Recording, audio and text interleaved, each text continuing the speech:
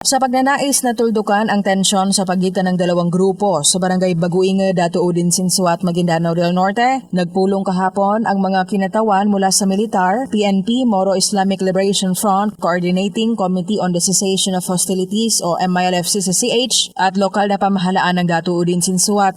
Ito ay upang resolbahin ang tensyon sa pagitan ng puwersa nitong Kasan ng 128 Base Command ng MILF at ni Barangay Chairman Munir Sepi Kamsa ng Barangay Baguingad. Ang pagpupulong ay pinangunahan ni na Mayor Abdul Main Baba Abbas at Vice Mayor Dato Bob Steele Sinsuat bilang bahagi ng kanilang hakbang para sa mapayapang resolusyon ng alitan at pagpapanumbalik ng kaayusan sa komunidad.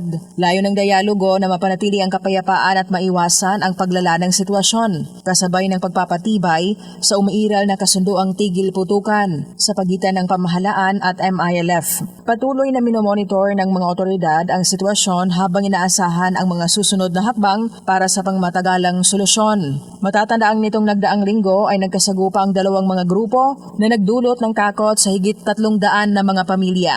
Rufa Mocalid, NDBC, Bida Balita.